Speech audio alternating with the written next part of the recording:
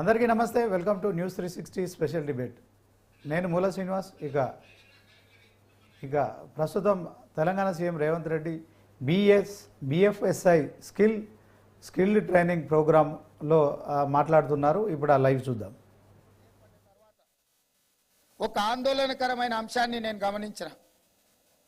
తెలంగాణ యువత ఉద్యోగ ఉపాధి అవకాశాలు దొరకకపోవడం వల్ల వ్యసనాలకు బానిసలయ్యి గంజాయి డ్రగ్స్ వైపు చాలా వేగంగా ప్రయాణం చేస్తుండ్రు.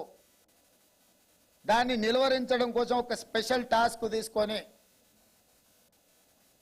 తెలంగాణ యాంటీ నార్కోటిక్స్ బ్యూరోని ఎస్టాబ్లిష్ చేసి కంప్లీట్గా ఒక వ్యవస్థను ఏర్పాటు చేసి డ్రగ్స్ని మొత్తము నిరోధించడానికి నిర్మూలించడానికి ప్రయత్నం చేసి నిన్నమన్న చేసిన దాడుల్లో ఆందోళనకరమైన అంశం ఏంటంటే engineering graduate students drugs peddling చేస్తున్నారు. ఇంతకుముందు సమాజంలో నేరగాళ్ళు వేరుండేది, విద్యార్థులు వేరుండేది, నిరుద్యోగ యువకులు వేరుండేది, పారిశ్రామికవేత్తలు వేరుండేది. కానీ మధ్యకాలంలో మీరు కూడా పేపర్లలో చూస్తుండొచ్చు. Everyday I get information from my department. ఆ డిపార్ట్మెంట్లో నేరగాళ్లకు సంబంధించిన వివరాలు నేను చూస్తున్నాను. ఈ మధ్య గంజాయి సేవించే వాళ్ళు కాదు, గంజాయి అమ్మే దాంట్లో కూడా engineering graduates are degree students ఉన్నారు అని అంటే ఇది తెలంగాణకు ప్రమాదం పొంచి ఉన్నది.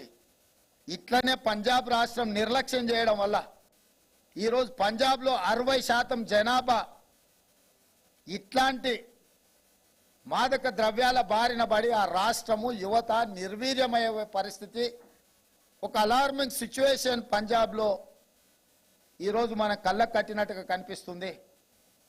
నేను ఇక్కడికి వచ్చిన విద్యార్థులను అడుగుతున్నా. చాలా వరకు ఇక్కడ ఉన్న వాళ్ళందరూ మధ్య తరగతి గ్రామీణ ప్రాంతాల నుంచి వచ్చిన వాళ్ళే ఉన్నారని నేను అంటున్నా. మన రాష్ట్రాన్ని అట్లా గాలికి వదిలేద్దామా?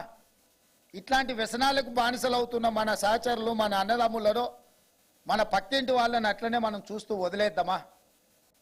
ఈరోజు వీటిని నిరోధించాల్సిన, నిర్మూలించాల్సిన అవసరం లేదా? ఇలాంటి సందర్భంలో సమాజం అప్రమత్తమై ఉండాలి. ప్రభుత్వం ఒక్కటే అందరినీ నియంత్రించలేదు. సంబంధిత సమాచారం ఏదున్నా, ఎంత పెద్దవారున్నా మీకు అందుబాటులో వచ్చిన సమాచారాన్ని శాఖలకు సంబంధించిన అధికారులకు చేరవేస్తే మనం నియంత్రించడానికి ఉపయోగపడుతుంది. కొంతమంది పబ్లిక్ లైఫ్లో ఉన్న వాళ్ళు రోల్ మోడల్గా ఉండాల్సిన అవసరం ఉంది. వాళ్ళు బానిసలు అవ్వడమే కాకుండా అలాంటి వాళ్ళని సమర్థించే మాటలు కూడా కొంతమంది అప్పుడప్పుడు మాట్లాడుతుంటారు. ఇది సమాజానికి మంచిది కాదు. గత పాలకుల్లో కొంతమందికి వృత్తి నైపుణ్యం అంటే చైన్ స్నాచింగ్, లేకపోతే పిక్ ప్యాకెటింగ్, గంజాయి అమ్మడం కూడా వృత్తి నైపుణ్యం అనుకునే ప్రమాదం ఉంది. ఎందుకంటే వాళ్ళకున్న నాలెడ్జ్ అట్లాంటిదే. సో ఇవన్నీ కూడా తెలంగాణకు ప్రమాదకరం. ఇట్లాంటి విషయాలలో ప్రభుత్వం కఠినంగా ఉండాల్సిన అవసరం, బాధ్యత ఉన్నది. సహకరించి ఇలాంటి వాటిని నిలువరించడానికి మీ అందరూ కూడా ముందుకు రావాలి.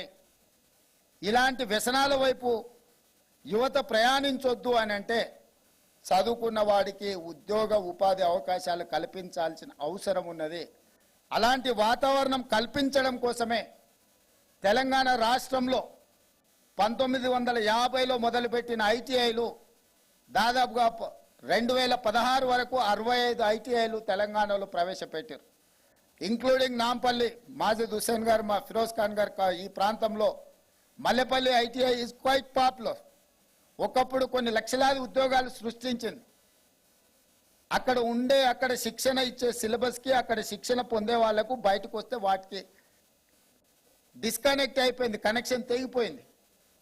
అందుకే నేను ఆలోచన చేసి 65 ఐటీఐలను టాటా సంస్థతో మాట్లాడి వీటిని అప్గ్రేడ్ చేసి వీళ్ళ శిక్షణలో నైపుణ్యాన్ని పెంచి శిక్షణ ఇచ్చే ఇన్స్ట్రక్టర్కి మొదటనే శిక్షణ ఇవ్వడానికి ఒక అసెస్మెంట్ చేస్తే 2400 కోట్ల రూపాయల డిమాండ్ వచ్చింది. ఎందుకంటే రోబోస్ నుంచి ఇప్పుడున్న లేటెస్ట్ టెక్నాలజీని వాళ్ళకి ట్రైనింగ్ చేయడానికి, ఎక్విప్మెంట్ను కానీ ఎస్టాబ్లిష్మెంట్ చేయడానికి 2400 కోట్లు అవసరమైతే 2100 కోట్ల రూపాయలు టాటా ఇన్స్టిట్యూషన్ తెలంగాణ రాష్ట్ర ప్రభుత్వంతో కలిసి పనిచేయడానికి 84% టాటా ఇన్స్టిట్యూట్ ముందుకు వచ్చింది. Just 300 crores Telangana state government contribute చేసి ఈరోజు తెలంగాణ రాష్ట్రంలో పాత ఉన్న 65 కాకుండా ఇంకొక 10 మొత్తం కలిపి 75 ఐటీఐలను ఈరోజు ఏటీసీగా అడ్వాన్స్ టెక్నాలజీ సెంటర్స్గా అక్కడ శిక్షణ పొందిన ప్రతి వాడికి ఉద్యోగ భద్రత కల్పించే విధంగా దాన్ని అప్గ్రేడ్ చేయడానికి నాంపల్లిలోనే మొదటి పైలట్ ప్రాజెక్ట్ కింద తీసుకున్నాం. రాబోయే 2 సంవత్సరాలలో అన్ని ఐటీఐలను అడ్వాన్స్ టెక్నాలజీ సెంటర్స్గా అప్గ్రేడ్ చేసి అందులో శిక్షణనిచ్చి ఉద్యోగ భద్రత కల్పించాలి అని చెప్పి ఈరోజు ప్రభుత్వం ముందుకు వచ్చింది. వీటినే కాదు, ఈరోజు ఇంజనీరింగ్ కాలేజెస్ మీద కూడా ఫోకస్ పెంచిన ఎవ్రీ ఇయర్ 1,00,000 మంది ఇంజనీరింగ్ గ్రాడ్యుయేట్స్ బయటకు వస్తున్నారు. చాలా ఆందోళనకరమైన అంశం. చిన్న చిన్న బేసిక్ నాలెడ్జ్ కూడా ఇంజనీరింగ్ పట్టా పొందే వాళ్ళకి కొంతమందికి రావడం లేదు. ఎందుకు అని అంటే అక్కడ టీచింగ్ స్టాఫ్ కానీ నాన్ టీచింగ్ స్టాఫ్ కానీ అప్ టు ద మార్క్ లేకపోవడం వల్ల ఈ సమస్యలు ఉన్నాయి.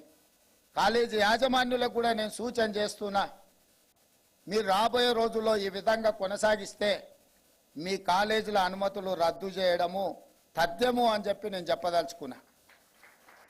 ఎందుకంటే ఒక ఇంజనీరింగ్ గ్రాడ్యుయేట్ సర్టిఫికేట్ తీసుకొని బయట వచ్చిన వాడు సామాన్యమైన పని చేయలేడు. వ్యవసాయం పని చేద్దామంటే నామూసి, ఊరికెళ్ళి తల్లిదండ్రులకు ఉద్యోగం రాలేదని మొహం చూపించడానికి అయ్యో మా తల్లిదండ్రులు కష్టపడి మమ్మల్ని హైదరాబాద్కు పంపించి మంచి మంచి కోచింగ్ సెంటర్లలో మాకు శిక్షణ ఇచ్చిండ్రే, మేము అశోక్ నగర్లో లేకపోతే అమీర్పేట్లోనో దిల్సుఖ్ నగర్లోనో కోచింగ్ సెంటర్లలో శిక్షణ పొంది ఇప్పుడు ఉద్యోగం లేకుండా మళ్ళీ ఊరికి వెళ్ళడం ఏంది అని ఎక్కడ కాని పరిస్థితులు నిరుద్యోగ యువతకు ఈరోజు వచ్చింది. అందుకే పాలిటెక్నిక్ కాలేజెస్ను కూడా అప్గ్రేడ్ చేయండి. దానిపైన యంగ్ ఇండియా స్కిల్స్ యూనివర్సిటీ అని ఈరోజు తెలంగాణ రాష్ట్రంలో ఇండియాకి ఒక బెస్ట్ మోడల్ని ఇంట్రడ్యూస్ చేసినాం. ఇవాళ హైదరాబాద్గా దేశంలో కొన్ని ప్రధానమైన పట్టణాలు ఎందుకు మల్టీనేషనల్ కంపెనీలు ఇన్వెస్ట్మెంట్స్ వస్తున్నాయంటే జస్ట్ బికాస్ ఆఫ్ అక్కడ ఉండే ఇన్స్టిట్యూషన్స్. ఇవాళ Hyderabad brand is ISB, IIIT, NALSA university, JNT university, Osmania university.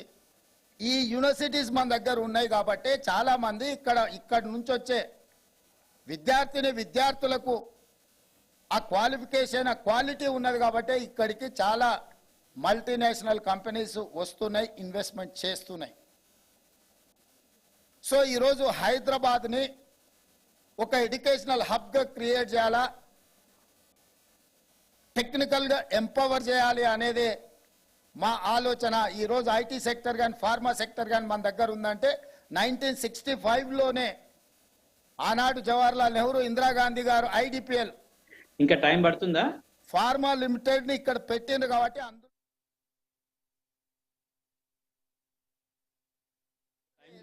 Reddy labs, Aurobindo, hetero ఇట్లాంటి సంస్థలన్నీ కూడా వచ్చి ఈరోజు ప్రపంచంలో ఈ దేశంలో 4 కోవిడ్ వ్యాక్సిన్స్ కనిపెడితే 3 హైదరాబాద్ నుంచి మనం ఇవ్వగలిగినాం. 35% of bulk drugs our contribution is there.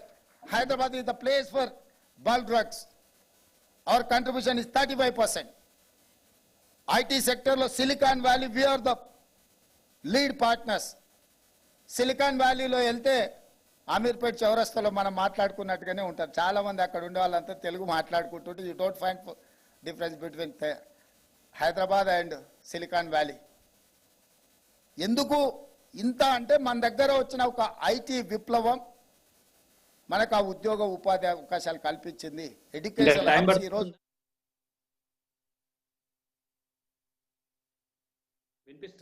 ఒక కారణం, నల్సా యూనివర్సిటీ ఒక కారణం. ఇవాళంతా అట్లాంటి ఇన్స్టిట్యూట్స్ మనకు అవసరం ఉన్నది. అందుకే మేము స్టాన్ఫర్డ్ని, ఆక్స్ఫర్డ్ని ఆ యూనివర్సిటీలకు వెళ్ళి మీ ఆఫ్ క్యాంపస్లు మా దగ్గర పెట్టండి అని నేను, మా మిత్రుడు శ్రీధర్ బాబు గారు స్వయంగా వెళ్ళి ఆ యూనివర్సిటీ యాజమాన్యాలను కలిసినాం. గోయింగ్ ఫార్వర్డ్ కొన్ని మంచి యూనివర్సిటీస్ తెలంగాణ హైదరాబాద్లో తీసుకురావడానికి ప్రయత్నం చేస్తున్నాం. ఎందుకంటే Hyderabad brand image has to improve. We have to compete with the world, not with Andhra Pradesh or Bengaluru or Chennai or any other city of in India. ప్రపంచంతోనే పోటీ పడాలనేది మన లక్ష్యం. ఎంతసేపు నా పక్కూరోడి మీద పక్కింటోడి మీద ఎందుకయ్యా మనకు? మనం ప్రపంచంతో పోటీ పడగలిగిన శక్తి యువత మన దగ్గర ఉన్నారు. వాళ్ళని స్ట్రీమ్ లైన్ చేయడమే పాలకుల యొక్క బాధ్యత. జస్ట్ వాళ్ళని ఒక మెయిన్ స్ట్రీమ్లోకి పట్టుకొస్తే అవర్ జాబ్ ఈజ్ ఓవర్. ఒకప్పుడు ఎడ్యుకేషన్ అండ్ అగ్రికల్చర్ రెవల్యూషన్ వచ్చింది. ఇండస్ట్రియల్ రెవల్యూషన్ కొంత లేట్ అయింది ఇండియా అందుకోవడంలో. ఐటీ రెవల్యూషన్లో మనం కొంత ముందున్నాం కాబట్టి ఈరోజు ఆ సెక్టర్లో మనం రాణించగలిగినాము. ఈరోజు స్కిల్ రెవల్యూషన్లో మనం ముందు ఉండాలి. ఎందుకంటే more than 50% population is youth. 50% పైగా యువత ఉన్న దేశము భారతదేశము. ఈ దేశానికి లేనిదల్లా సాంకేతిక నైపుణ్యమే. ఆ సాంకేతిక నైపుణ్యాన్ని అందించడానికి హైదరాబాదే ఒక హబ్గా కావాలి. హైదరాబాదే అల్టిమేట్ డెస్టినీ కావాలి. హైదరాబాదే విశ్వ నగరంగా మారాలి. మీకు శిక్షణ ఇవ్వాలి. ఆ శిక్షణలో భాగమే ఈరోజు banking, financial services and insurance company వాళ్ళందరినీ కూడా మనం ఇక్కడ ఈ వేదిక మీదకి తీసుకొచ్చినాం. అందులో భాగంగానే యంగ్ ఇండియా స్కిల్స్ యూనివర్సిటీని మనం ప్రారంభించుకున్నాం. దానికి మనం మా గవర్నమెంట్ నుంచి ఉండకుండా సక్సెస్ స్టోరీ ఉన్న Anand Mahindra vehicles automobile industry మీకు అందరు తెలుసు. పిల్లలందరు గ్రామాలలో ఎక్కడ చూసినా మహేంద్ర వెహికల్స్ ఉంటాయి. ఆ గ్రూప్ ఆఫ్ కంపెనీ చైర్మనే మన young India skills university chairperson కింద మనం రిక్వెస్ట్ చేసి అతన్ని అపాయింట్ చేసినాం. ఆ బోర్డులో డైరెక్టర్స్ అందరు కూడా రెడ్డి ల్యాబ్స్ నుంచి, అదాని గ్రూప్స్ నుంచి, బిఎఫ్ఎస్ఐ నుంచి రకరకాల సక్సెస్ స్టోరీ ఉన్న కంపెనీల యజమానులనే ఆ యూనివర్సిటీ బోర్డులో డైరెక్టర్స్గా పెట్టినాము. రాష్ట్ర ప్రభుత్వం కేవలం ఫెసిలిటేటర్గా మాత్రమే ఉండదలుచుకున్నది. దానికి కార్పస్ ఫండ్ క్రియేట్ చేయడానికి నేను సెక్రటేరియట్కి ఒక 70 మందిని పిలిస్తే 65 మంది పారిశ్రామికవేత్తలు ముందుకు వచ్చారు. దాదాపు ఒక 300 కోట్ల రూపాయల కార్పస్ ఫండ్ ఆ యూనివర్సిటీని రన్ చేయడానికి. నా తెలిసి ఇక్కడనే JNT fine arts college principal గారు ఉన్నారు. వాళ్ళకు ఒక 10 లక్షల రూపాయల కాలేజ్ నడపడానికి ఉన్న ఆ ఫైల్ తిరిగి వచ్చే వరకల్లా, ఆ ఫైల్ వెనక్కి వచ్చే వరకల్లా వాళ్ళ అవసరాలు ₹1 కోటి పెరుగుతాయి. ప్రభుత్వంలో ఉన్న విధానాలు కొన్ని బడ్జెట్ ఇవ్వాలన్నా నిధులు రావాలన్నా చాలా సమయం పడుతుంది. అది కూడా ఒక రకంగా మన సాంకేతిక నైపుణ్యాన్ని పెంపొందించుకోవడానికి ఇబ్బంది పెడుతుంది. ఉస్మానియా యూనివర్సిటీకి వెళ్ళి చూడండి, అక్కడ ఏం చేద్దామన్నా అక్కడ ఉన్న పరిస్థితులు వాళ్ళకి చదువుకునే దానికంటే అక్కడ ఉండే సమస్యల మీద దృష్టి పెట్టడానికే ఎక్కువ సమయం వృధా అవుతుంది. అందుకే వీటన్నిటిని ఆలోచన చేసి ఒక 500 crores corpus fund young India skills యూనివర్సిటీకి క్రియేట్ చేసి బ్యాంకులో పెడితే ఆ ఉండే మేనేజ్మెంటే, ఆ బోర్డ్ ఆఫ్ డైరెక్టర్స్ వాళ్ళే డిసైడ్ చేసుకుంటారు. వాళ్ళకి ఒక 10 కోట్లు కావాలంటే ఒక సంతకం పెట్టుకుంటే బోర్డు రెజల్యూషన్ చేసుకుంటే వాళ్ళు ఆన్ ద స్పాట్ వాళ్ళ డబ్బులు తీసుకొని వాళ్ళకి కావాల్సిన సిలబస్ ప్రిపేర్ చేసుకోవడానికి కానీ, ఎప్పటికప్పుడు సిలబస్ అప్గ్రేడ్ చేసుకోవడానికి కానీ ఉపయోగపడే విధంగా ఈరోజు మనం తీర్చిదిద్దినాం. ఇదే కాదు, మన ఒలింపిక్స్లో చూసి రోజు టీవీలు చూడడం ఆ దేశం ఈ దేశం మెడల్స్ కొట్టింది అనడం తప్ప మనకు ఒక మెడల్ అని వచ్చింది ఆ ఒలింపిక్స్లో. మిత్రులారా, సౌత్ కొరియా చిన్న 4-5 కోట్ల జనాభా ఉండే దేశం. నేను సియోల్ పోయినామన్నా, ఒక యూనివర్సిటీకి పోయినా, సౌత్ కొరియన్ స్పోర్ట్స్ యూనివర్సిటీ అని ఒక యూనివర్సిటీకి పోయినా. ఆ యూనివర్సిటీ క్యాంపస్ ఎంత అంటే 30 ఎకరాలు. 30 ఎకరాల క్యాంపస్లో చదువుకున్న వాళ్ళు 16 మెడల్స్ కొట్టిండ్రు ఒలింపిక్స్లో. ఒక అమ్మాయి 3 గోల్డ్ మెడల్స్ కొట్టింది. సర్ప్రైజ్ ఆ అమ్మాయిని చూసిన తర్వాత. ఆర్చరీలో ఒకే అమ్మాయి 3 గోల్డ్ మెడల్స్ కొట్టింది. సౌత్ కొరియా లాంటి చిన్న దేశం 32 మెడల్స్ ఒలింపిక్స్లో కొట్టి, ఒక యూనివర్సిటీ అక్కడ ఉండే 30 ఎకరాల యూనివర్సిటీలో చదువుకున్న విద్యార్థులు 16 మెడల్స్ కొట్టారు. ఒక అమ్మాయి 3 మెడల్స్ కొట్టారు. కానీ 140 కోట్ల జనాభా ఉన్న మన భారతదేశం నుంచి ఒక్క మెడల్ కూడా గోల్డ్ మెడల్ సాధించలేదంటే ఇది మన అందరికీ ఐ ఓపెనర్. ఇంతకుమించి నేనేం కామెంట్ చేయదలుచుకోలేదు బీయింగ్ అనే చీఫ్ మినిస్టర్. కానీ ఇది మనకు ఐ ఓపెనర్ కావాలి. అందుకే యంగ్ ఇండియా స్కిల్స్ యూనివర్సిటీతో పాటు యంగ్ ఇండియా స్పోర్ట్స్ యూనివర్సిటీని మొదలు పెట్టాలి. మన యూత్ని క్రీడాకారులుగా తీర్చిదిద్దాలన్న ఆలోచనతోని నాట్ ఓన్లీ స్పోర్ట్స్ యూనివర్సిటీ, వాళ్లకు అకాడమీస్ కూడా ఎవరికైతే శిక్షణ పొందాలని దేశంలో ఒలింపిక్స్కో నేషనల్ గేమ్స్కో కాంపిటీట్ చేయాలనుకున్న వాళ్ళకు 100% ఉచితంగా వాళ్ళకు అన్ని వసతులు ఏర్పాటు చేసి వాళ్ళని తయారు చేయాల్సిన బాధ్యత మన మీద ఉంది. రాబోయే 1 yearలో యంగ్ ఇండియా స్పోర్ట్స్ యూనివర్సిటీతో పాటు యంగ్ ఇండియా అకాడమీని స్టార్ట్ చేసి, ఒక గోపీచంద్ అకాడమీలో నుంచి చాలా మంది మెడల్స్ సాధించారు. ఒక ఇండివిజువల్, ఒక పర్సన్ అతను అంత చేయగలిగినప్పుడు రాష్ట్ర ప్రభుత్వం మన దగ్గర ఎంత శక్తి ఉంది. కాకపోతే మనకు ఫోకస్ లేదు. అందుకే ఈ ప్రభుత్వం ఆ దిశగా యువతను దృష్టిలో పెట్టుకొని ఓల్డేజ్ పెన్షన్స్ ఇవ్వడం, షాదీ ముబారక్, కళ్యాణ లక్ష్మి చెక్కులు ఇవ్వడం, ఇదంతా పార్ట్ ఆఫ్ వెల్ఫేర్. అదేం పెద్ద గొప్ప విషయం కాదు. పోయిన ముఖ్యమంత్రి 1000 ఇస్తే నేను వచ్చినాక 2000 ఇచ్చిన, ఇంకొక ఆయన వస్తే 4000 ఇస్తాడు. షాదీ ముబారక్, కళ్యాణ లక్ష్మిలో అంతకుముందు 1,00,000 ఇస్తే వచ్చేసారి 2 లక్షలు ఇస్తాం. ఇదేం పెద్ద ఇన్నోవేటివ్ థింకింగ్ ఏం కాదు. ఓరు ఇందిరామ ఇల్లు అనొచ్చు, ఇంకొక ఆయన డబుల్ బెడ్రూమ్ ఇల్లు అనొచ్చు. ఏముంది దీంట్లో? ఇది కాదు యాక్చువల్గా గవర్నమెంట్ ఫోకస్ పెట్టాల్సిందే. Any government, state or central or whatever it is, స్కిల్స్ని ఇంప్రూవ్ చేయాల్సిన అవసరం ఉంది. యూత్కి ఎంప్లాయ్మెంట్ క్రియేట్ చేయాల్సిన అవసరం ఉంది. యూత్ని ఎంపవర్ చేయాల్సిన అవసరం ఉంది. యూత్కి ఒక డైరెక్షన్ ఇవ్వాల్సిన అవసరం ఉంది. ఆ కార్యక్రమాన్ని తెలంగాణ రాష్ట్ర ప్రభుత్వం తీసుకుంటుందని మీకు నేను మాట ఇస్తున్నా. నమ్మకంగా ఈ ప్రభుత్వం తీసుకుంటున్న కార్యక్రమాలను ముందుకు తీసుకెళ్ళండి. తెలంగాణ యువతను తీర్చిదిద్దడంలో మా రాష్ట్ర ప్రభుత్వం అలుపెరగని విధంగా పనిచేస్తుంది. తప్పకుండా రాబోయే రోజుల్లో తెలంగాణ రాష్ట్రమే ఈ దేశానికి ఒక రోల్ మోడల్గా తీర్చిదిద్దుతాం. $1 ట్రిలియన్ ఎకానమీని తెలంగాణ రాష్ట్రాన్ని నిలబెట్టే బాధ్యత మాది.